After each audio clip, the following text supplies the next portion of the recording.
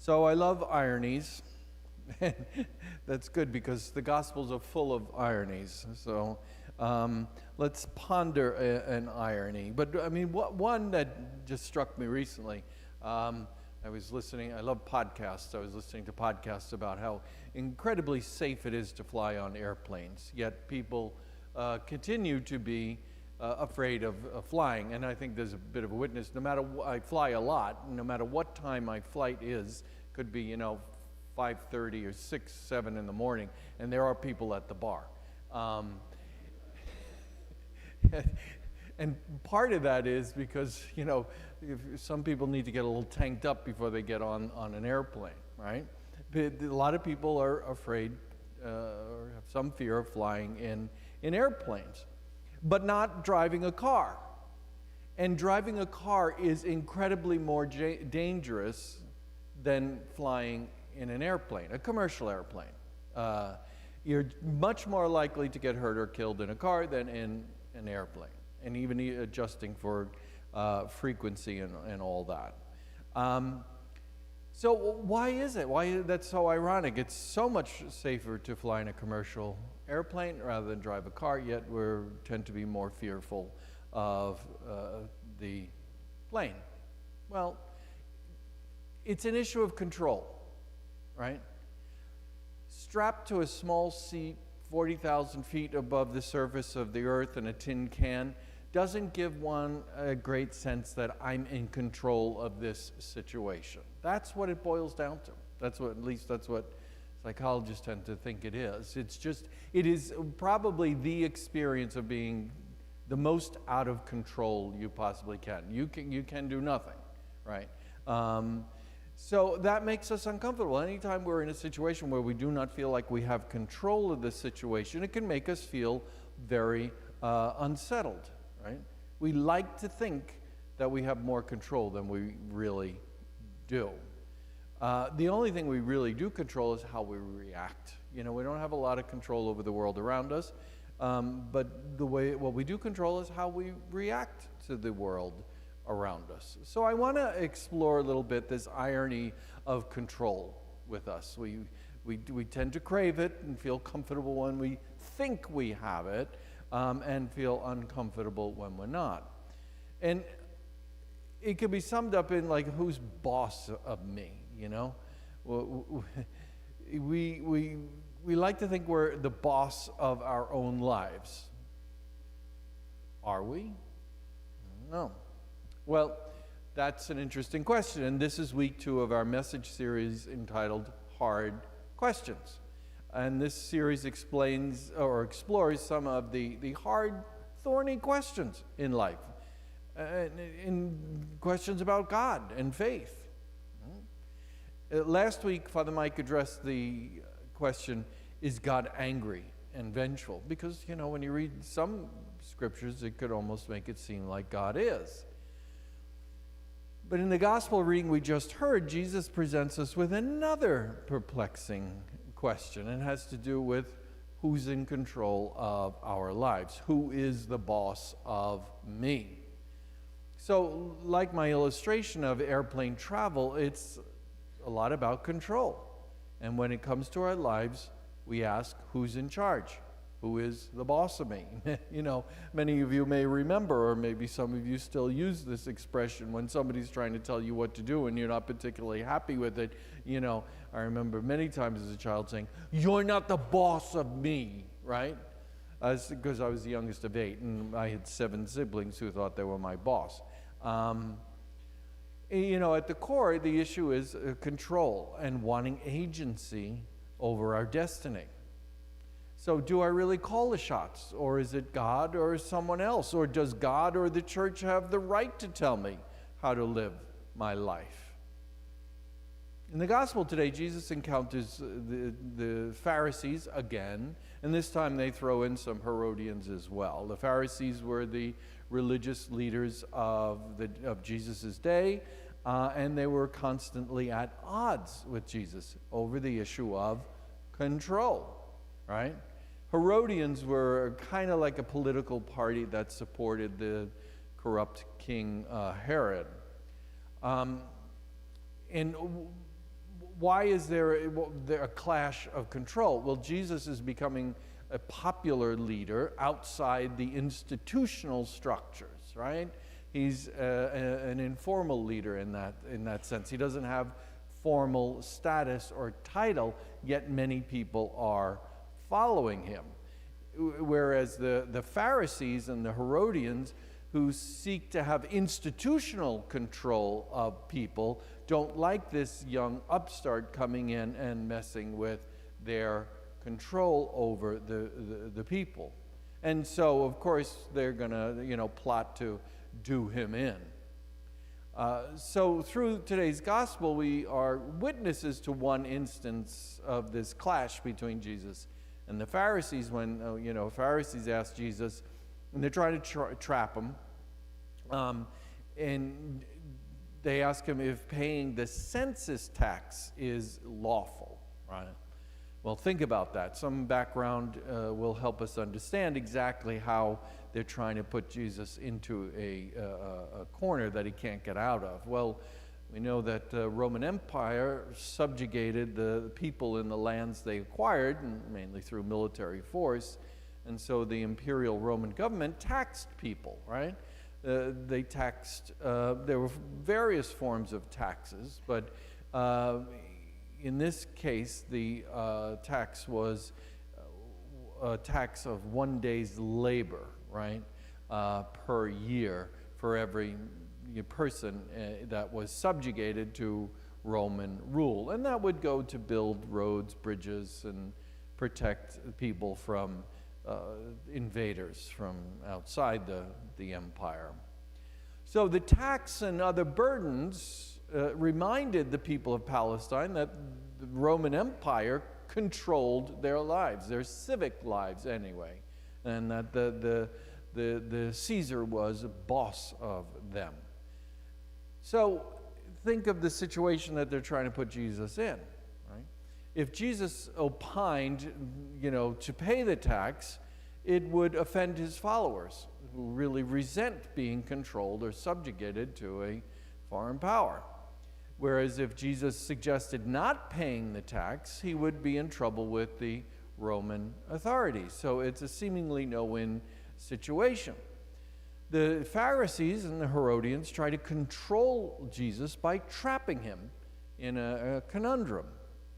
But in response, Jesus asks to see the coin. Well, you could only pay the tax with a Roman coin, and he wants to see a coin bearing the image of the Roman emperor, Caesar, and said, "Repay to Caesar what belongs to Caesar, and to God what belongs to God." Well, this is brilliant. Of course it's brilliant. He's Jesus, right? What else would you expect?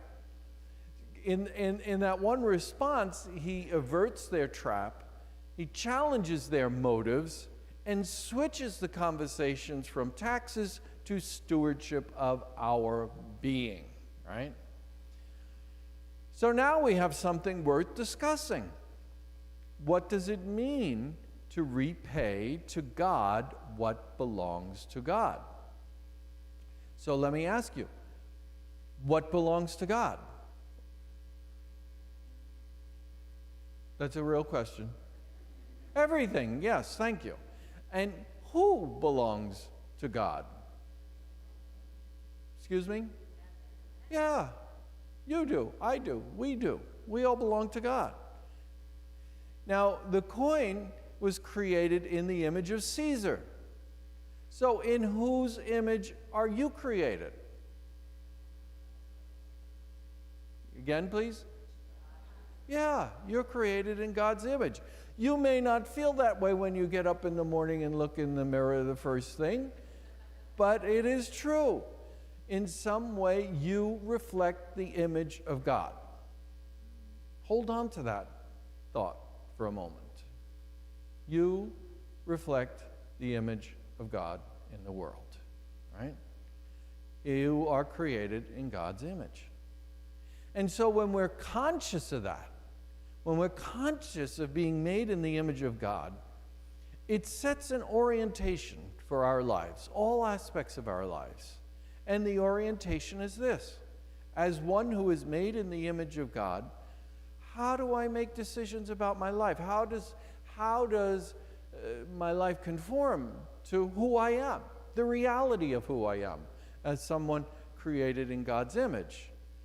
And how does the image of God in me influence my relationships?